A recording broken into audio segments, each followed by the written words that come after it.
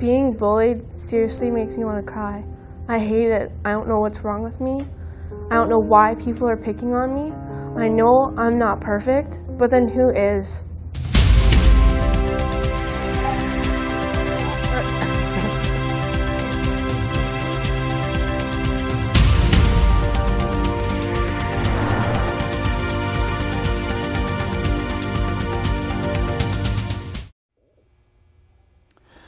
There's a classic 1929 comic book advertisement that depicts a skinny young man named Mac lying on a beach with his girlfriend.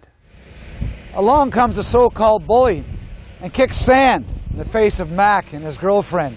Now Mac, being of small stature, is helpless to retaliate. However, he vows to avenge this humiliating act and signs up for a bodybuilding course. Shortly afterwards, he returns to the beach with his girlfriend and his newly sculpted body. He confronts the bully again. This time, Mac beats him to the ground. Justice is served. The girlfriend is in awe. Mac is a hero. The advertisement certainly worked to sell a bodybuilding course, but what about the underlying message? Was Mac justified in his retaliation? Isn't he now the bully? And does one act of aggression constitute bullying? Angela Monahan says no. She is a facilitator for a Bully Buster support group.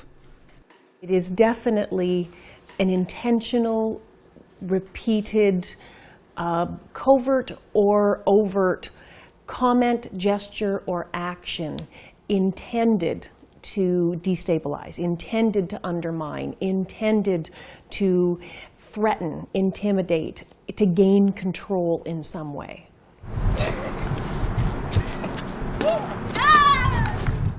5 high school students from 5 different Simcoe County schools.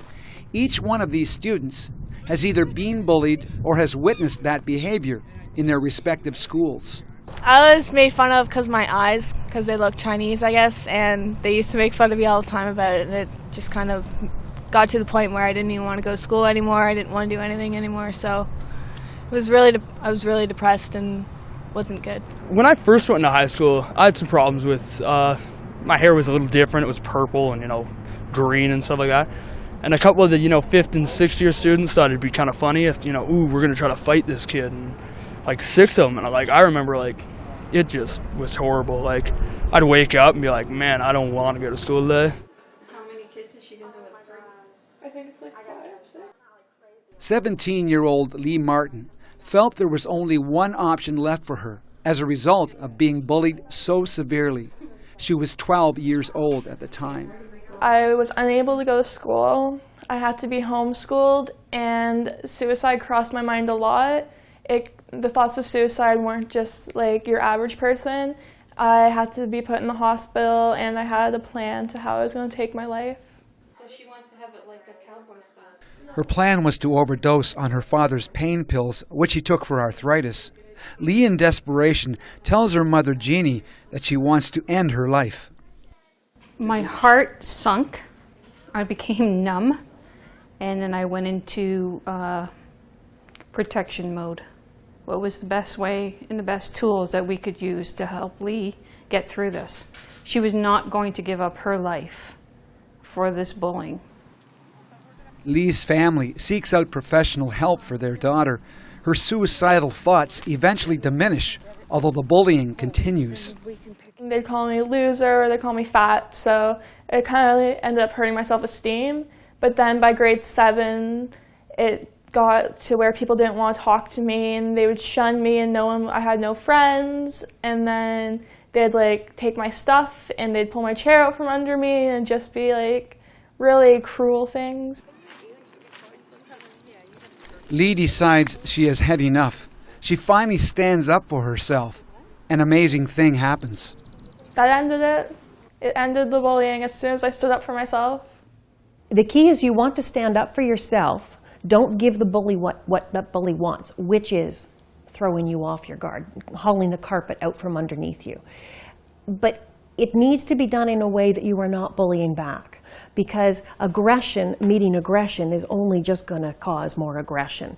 Respond with humor. Respond in a way that you send a clear message to the person doing this. You're not getting me. With Lee Martin, the bullying began in the 6th grade. However, that type of behavior can be observed in children at a very early age. Hi! How's everybody today? Hi, Brooklyn. These kindergarten students from Emma King School in Barrie are trying to help Dinah Dinosaur solve a problem.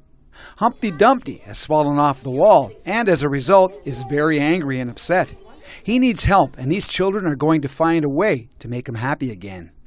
Through the use of puppets, which they really engage with, they begin to be able to interact in more socially appropriate ways. And our goal is good social skills, cooperative behavior, and hopefully reduce inappropriate behaviors, bullying, being mean in general, because they start to empathize and know how to solve their problems. Okay, what do you think? Did we do a good job? Yeah, how do you think Humpty Dumpty feels now? Even in kindergarten, even in junior kindergarten, you can start to see children excluding other children or deciding who's going to play with them.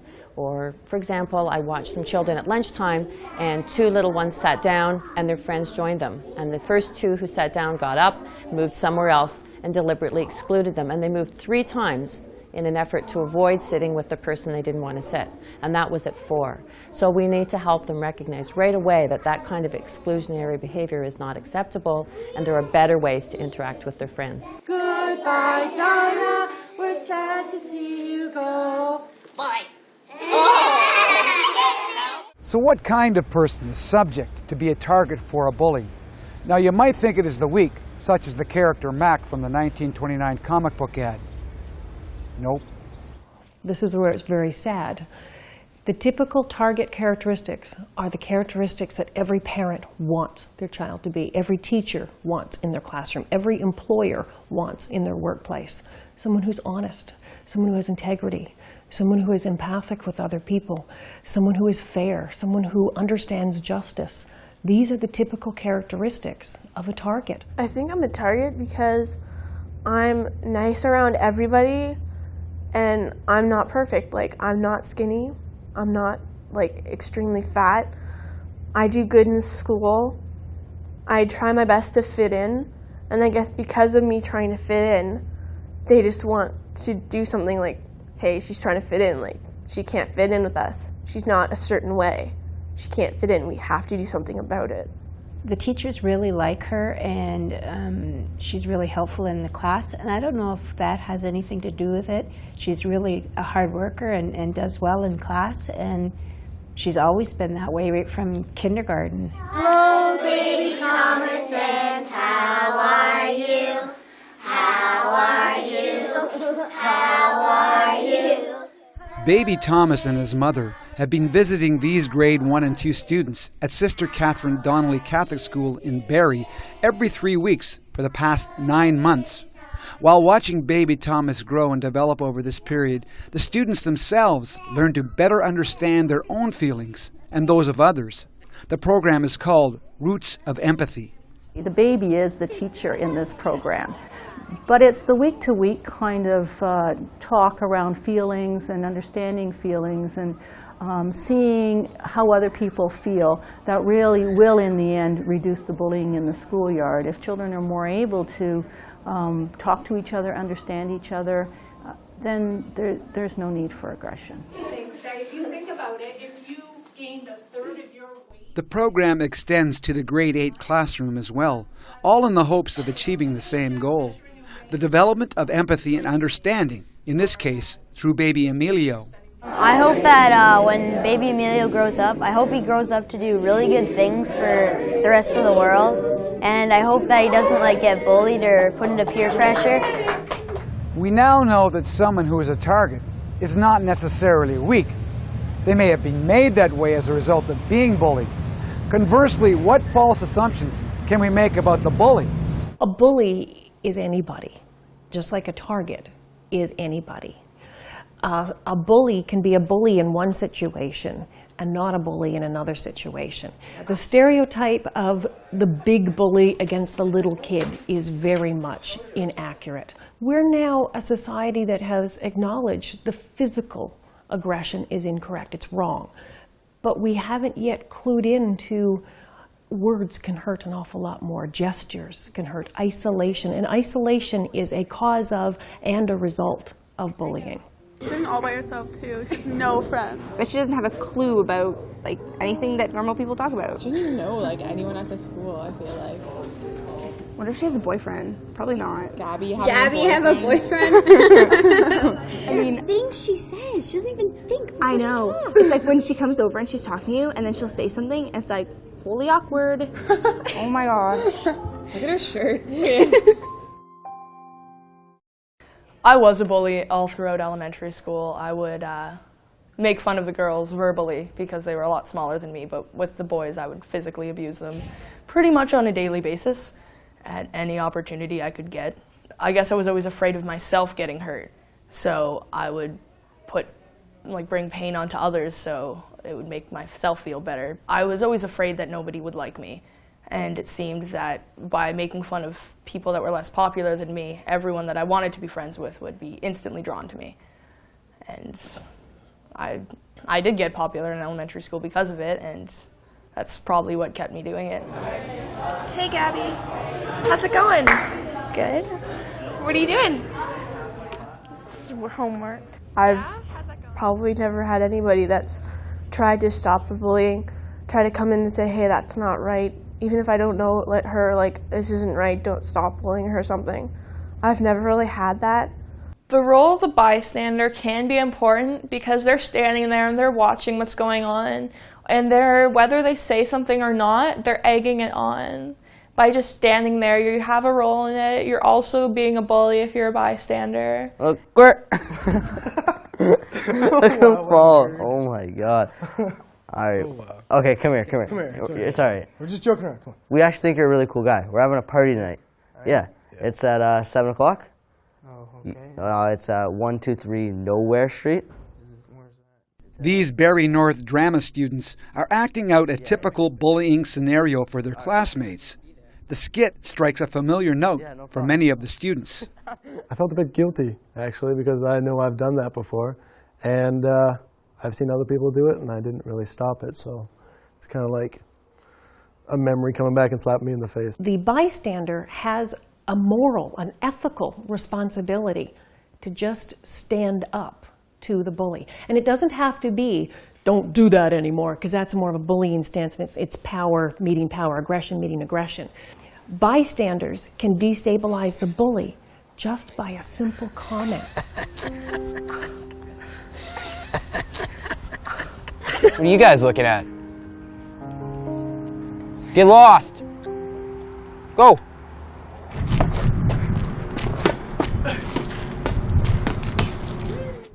I found when I was bullied, or when other people are bullying, if you're an older kid, you can help these kids a lot.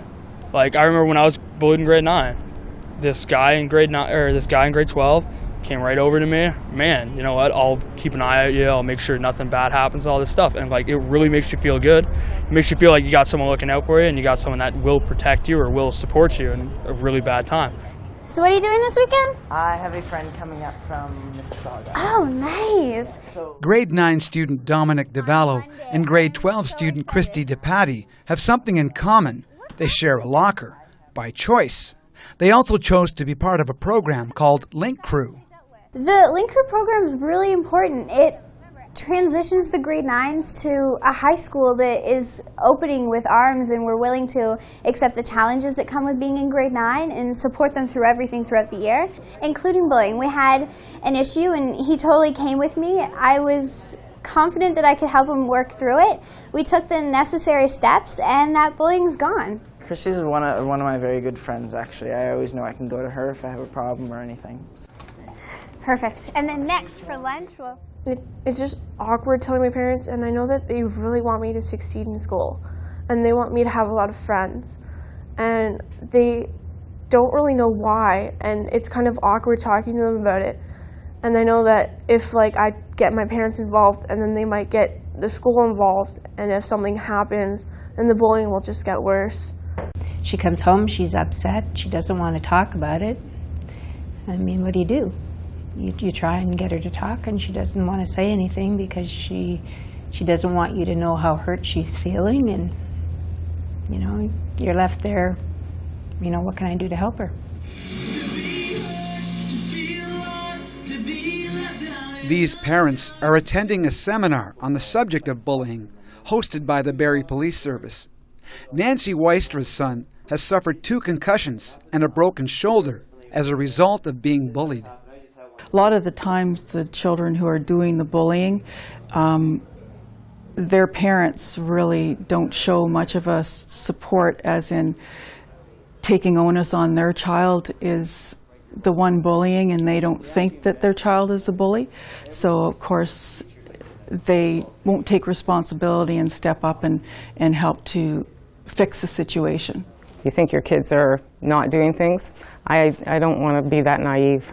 I'm thrilled with the parents that have come out here today, and I know these are the parents that are really keen on it, and most of them I see on school council, but the parents that I can think of that should be at this seminar aren't here, and those are the ones we want to try to communicate this message to, of how to handle your child and bullying, whether they're the victim or they're instigating it.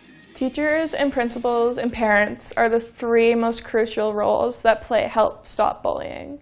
And they just all need to, I think the 3 of them need to come together and talk about it, instead of one person doing one thing and then the parents doing a different thing from the school, because then the students are kind of confused in the end. So if a parent realizes that their child is being bullied, they've got to talk to the child.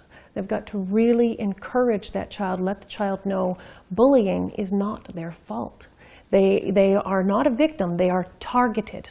If the school will not work with you, find another way to make the school work with you. It's important that the school is part of the solution. It's important parents are part of the solution. This morning, Constable Rose Richter of the Barrie Police Service is heading off to school.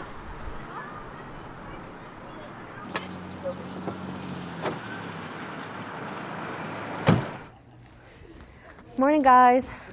How are you guys today? Pretty good? Everything's going good at school? For these high school students, having a police officer in their midst is nothing out of the ordinary. In fact, it's a positive experience.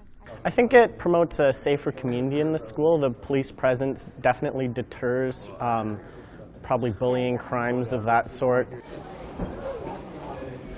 Morning, guys. How are ya? Good.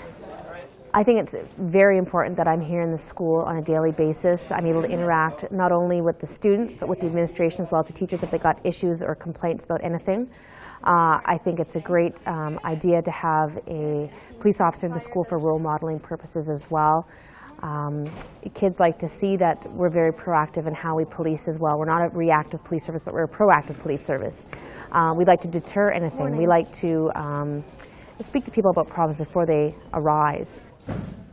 For Constable Richter, those problems include trying to deter bullying inside and outside the school, and after the school bell rings. Any day is interesting, but Mondays certainly can be interesting because you'll hear a lot of what happened over the weekend, yes? So if anything reared its ugly head over the weekend, any type of bullying at parties, fights that happen at the parties that now come back to the school because there's issues between groups of friends, yeah, will resurface on a Monday morning. 15-year-old Kyle Gloger has been bullied since his first day of school. The bullying followed him through his elementary school years and has continued into high school. But it was outside the school environment when he found himself in a situation that could have had tragic consequences. Kyle was 13 years old. He was fishing with his sister Holly when 7 teens, bullies whom he was familiar with, descended upon him. And they all started to laugh at me, make fun of me. You like that mud in your face? So they started throwing me in the lake. But every time they tried to, I swam away, got out, and then they pushed me back in. And one of the girls that were there, they threw my shoes in the water. I had to swim out and get those. And then when I came back, I a kid punched me in the face, and then they all started kicking me, and one of them kicked me in the neck and basically really hurt my neck. Then they picked me up and threw me in the water with all my stuff. Kyle breaks free from the youths and manages to struggle home with the help of his sister. Scared the life out of me, especially when I called my neighbor over because she's a nurse, just to get her to look over Kyle, and she suggested that I call the health unit, and they put me right on to 911, and when they found out Kyle's neck was sore, they immediately called an ambulance for him to be taken to the hospital to be checked out because they weren't sure what the extent of his injuries were. Karen Gloger realized that things could have been much worse for her son. If you're surface swimming, you're okay, but if you go down a little bit, there's a very strong undertow that can take you away very quickly. He could have easily drowned, and that was my thought. I thought I was going to lose my boy when I heard about it. I don't understand why kids do that to me. Why kids are always harassing me and making fun of me all the time. Oh, I'm angry. Many nights I've cried. I've sat and cried for hours over it. It hurts. It hurts right down to the core to watch this happening to your child.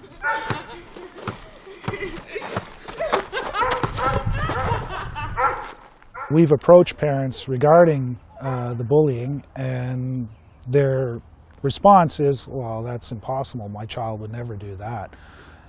And it boils down to, like I said, accountability. They don't want to accept responsibility for what their children have done. It impacts everything. His schoolwork has suffered. Emotionally, I think he's suffered. His self-confidence is right down. He doesn't have faith in himself for a lot of things, and my husband and I have been working for years to try and get him to realize the world's at his door. He just has to be able to walk through and take it. But they've bullied him so much that he doesn't want to walk through that door because he's scared of what's on the other side. It's a relatively new phenomenon, but its consequences can be every bit as devastating as the traditional bullying scenario. It's called cyberbullying. The bully can be anonymous and can strike anywhere at any time. The audience, the number of people who can access it is so large. And that makes a big difference to the person who's being bullied or picked on, because now... Sergeant Robin McEachran of the OPP conducts seminars for teachers, students, and parents on the subject of cyberbullying. She says parents must play a crucial role when it comes to their child's use of the internet and its applications. It's so important for parents to be involved with what kids are doing online, know their friends online, know the things that they say and how they're talking to one another. Because even the kids that we talk to today admit that, it's so easy to act a different way online when you're not getting that face-to-face feedback, when you don't have to deal with the consequences and the repercussions of that behavior. So parents need to be engaged and know what's going on. In grade 10, this cyberbullying had the biggest impact on me because there was a girl who came up to me at our semi-formal and said, "This guy really thinks you're cute, add him to MSN." So I added him to MSN, and who I thought was a guy, where me and him were talking back and forth, and he was telling me about how his parents beat him and how he thought about killing himself. But then a couple of months later, I found out that it was this girl all along who was trying to have this control over my life and posing as this guy. I was really hurt and confused that someone would be that sick, that they'd want to take that much control over someone's life and take that much time. It was a huge waste of time, not because I was getting romantically attached to this guy, but because he had real issues and I was trying to help him. For young people, they really need to act the same way online as they do in real life and understand that there is no difference. So if there are incidents of cyberbullying, of harassment online, that there are things that they can do, that they need to talk to parents, they need to talk to teachers. With that hate mail, it just makes you think so low of yourself and that you just deserve it. And then you start believing that you deserve it because you've gotten so much of it. It's a big night for grade 5 Holly Meadow student Emily Patterson. She is one of a number of students at the Simcoe County District School Board's recognition evening who has been selected by their peers for outstanding character attributes. We go around our school and we make sure that no one's bullying and everyone's playing nicely. A person can't put a certificate in their resume that says I've been bullying, but they certainly can put in their resume a certificate that says I'm being recognized for my positive character traits. Well, I'm no longer a bully, and I guess the one thing that did change my behavior is I became a lot more secure with myself and who I was. Now, if I see someone getting bullied in the hallway, I'll do my best to stop it, and I'll try to stop people from being a bully because I saw what it did to people. Like, it's not fun. Bullying behavior extends far beyond the confines of the schoolyard. It happens at the church, at the hockey rink, in the boardroom, in the workplace. 4 years ago, Chris Hinkle was bullied in the workplace. It damaged her physically, emotionally, and financially. As a result of her experience, she now conducts seminars on the prevention and deterrence of bullying. It's the same behaviors you're going to see in the schoolyard as you'll see in the workplace. The difference is, as you get older, a lot less of the physical bullying happens, but a lot more of the social and verbal bullying takes place. It's affecting people's view of themselves. They think less and they are not as confident. It really breaks them down, same as it would a child. For Kim, it was too late before she came to the realization that she was targeted by a bully in her workplace. Because he was so nice to other people and just not nice to me, that even if I brought it up to some people, the impression was that he was a wonderful person and that I must have done something. My advice to anybody is, first and foremost, stand up for yourself when you first see it happening. The problem with bullying is a lot of people don't realize what it is, and it starts off very under the table. You might not notice what's going on to you, and you don't stand up right away. It really needs to be addressed firsthand and right away. Hinkle also advises to take notes and record the incidents of bullying. Include the date, time, where it happened, and who was present. I feel that I need to do something. And even if that something is this, it needs to be something. It makes me feel broken. Because when I talk about this to other people, is when I realize that I still have so far to go. Lee Martin is a strong and courageous young woman who has persevered and is determined to make a difference in the lives of others. And we're very pleased to present Lee with the 2007 Ontario Junior Citizen of the Year Award. Congratulations. Because of her advocacy on mental health issues, Lee Martin was chosen as the Junior Citizen of the Year in 2008 by the Ontario Community Newspapers Association. She was one of 12 recipients across the province to receive the award. She is an amazing teenager, and I'm not just saying that because she's my daughter. When she sees anybody being bullied or any hurt being done to another person, she steps right up to the plate and she won't allow it to be done. You can get through the bullying, and even though it seems like the end of the world, it's really not. Like, if you're strong and you stick through it, then look at me. Like, I'm now a mental health advocate. I thought about suicide. I was put in the hospital for suicide, and I'm totally better now. So you can get through anything. I just want to reach out and tell somebody that it's okay, because there is help out there. You might not be able to see it, but there's help out there. If I could go back to every person that I've ever bullied and apologize, I would. But I think for the most part I've blocked out those years of my life because I don't even want to think about it. It makes me sick, and I just want to apologize to each of them. And I shouldn't have done it. It was wrong, and I know that now. There has to be some part of every human that cares about the feelings and the insides of someone else. And I think it's important that everybody go to that place once in a while. Bullying. It's a societal problem that we all have to address. If you are a target, stand up for yourself if you can. Seek help. Talk to someone you trust. If you are a bystander, take action. If you don't, you're part of the problem. Collectively, we can all stand up in an attempt to beat the bullying.